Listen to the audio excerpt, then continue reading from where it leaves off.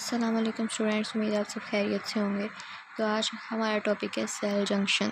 Cell junction क्या है? Neighbouring cells के दरमियान कनेक्शन, यानी कि दो सेल के दरमियान जो कनेक्शन है आपस में, उसको हम कह रहे हैं कि ये सेल जंक्शन है। अब इसकी टाइप्स हैं कुछ के, मतलब किस किस तरह के जंक्शंस होते हैं और उनके काम क्या होते हैं, ये हम देखेंगे। सबसे पहला जो है टाइट जंक्शन है। टाइट जंक्शन क्या है, ये कहाँ पर पाया जाता है, इसका मैकेनिज़्म क्या है, इसको हम देखेंगे। अब टाइट जंक्शन जो है इसकी कहाँ पर होता है?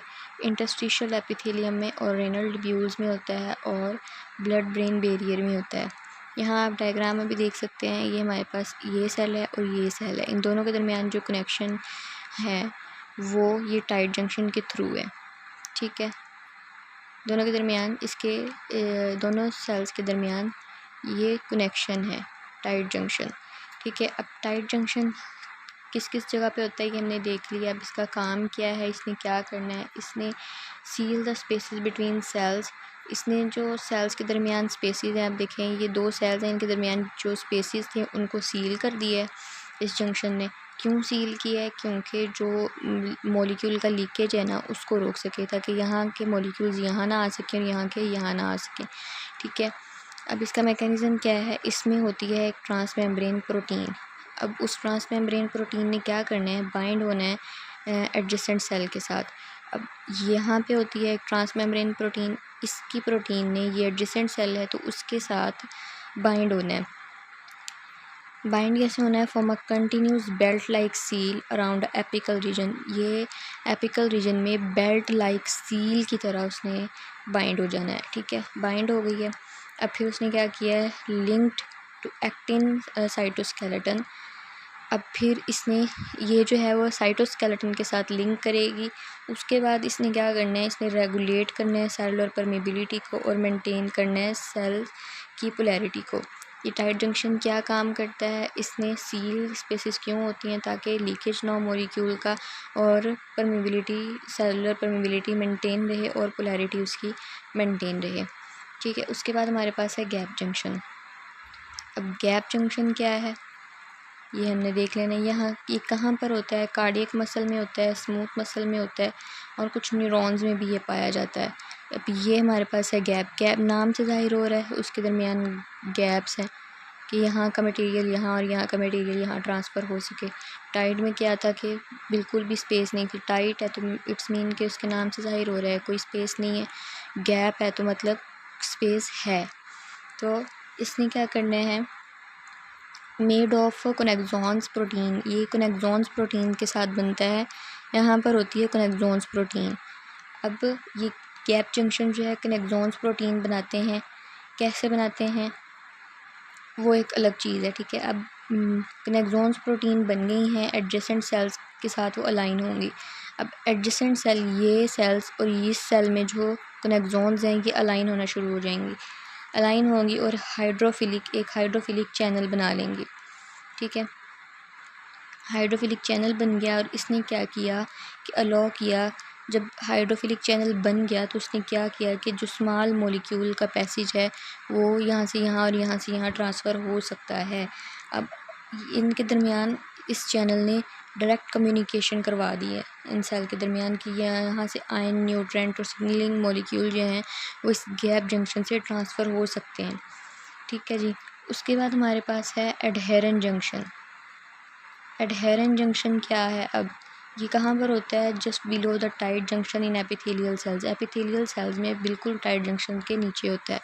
ये आप देख रहे हैं, ये देखें, ये एडहेरेंट जंक्शन है, टाइट जंक्शन के बिल्कुल नीचे है। ठीक है, अब मैकेनिज़्म इसका क्या है? इसमें ट्रांसमेम्ब्रेन प्रोटीन होती हैं लाइक ई कैड्रीन है, तो इसने बाइंड होना है कैड्रीन ऑन एडजेसेंट सेल। यहाँ की जो ई कैड्रीन प्रोटीन है इसने बाइंड हो जाना है किसके साथ? इस सेल की कैड्रीन प्रोटीन के साथ। जब ये बाइंड हो गई है तो इसने क्या किया? Intracellularly cadherin link to actin filaments. Intracellularly cell के अंदर जो कैड्रीन प्रोटीन थी वो लिंक कर रही थी एक्टिन फिलामेंट के साथ। अब ये लिंक कर रही है एक्टिन फिलामेंट के साथ। ठीक है जी, किसके थ्रू? कैटिनिन्स के थ्रू। वो लिंक कर रही थी, और उसने क्या किया, फिर एक form of belt like adhesion बना दी। उसने अब ये बेल्ट की तरह एक एडहेजन बना दी है, ठीक है। अब इसका क्या काम है, इसने क्या करना है, इसने हेल्प करनी है कि टिश्यू की इंटीग्रिटी मेंटेन रहे और ट्रांसड्यूस मैकेनिकल सिग्नल्स और इंटीग्रिटी जो है मेंटेन रहे इसकी। उसके बाद हमारे पास है डेस्मोसोम्स। अब डेस्मोसोम्स कहाँ पे होते हैं, स्किन की एपिडर्मिस में होते हैं, कार्डियक मसल में होते हैं। अब इसका मैकेनिज़्म क्या है, इसमें भी ट्रांस मेम्ब्रेन प्रोटीन जो होंगी वो इंट्रासेलुलरली लिंक करेंगी इंटरमीडिएट फिलामेंट्स के साथ। यहाँ पर डेस्मोसोम्स अगर आप देखें तो ये डेस्मोसोम्स हैं, ये आपस में किसके थ्रू लिंक कर रहे हैं, यहाँ पर डेस्मोसोम में ये इंटरमीडिएट फिलामेंट है, तो ये इंटरमीडिएट फिलामेंट्स के थ्रू आपस में लिंक कर रही हैं, ठीक है।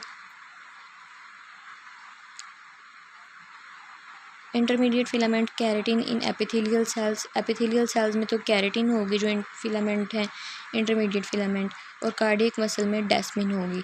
ये एक्ट करेंगी, रिवर्ट्स के तौर पर एक्ट करेगी और सेल को होल्ड करके रखेगी, ठीक है। अब ये रिवर्ट्स जो हैं ये रिवर्ट्स की तरह एक्ट कर रही है और सेल को उसने होल्ड करके रखा हुआ है, जकड़ के रखा हुआ है, ठीक है जी।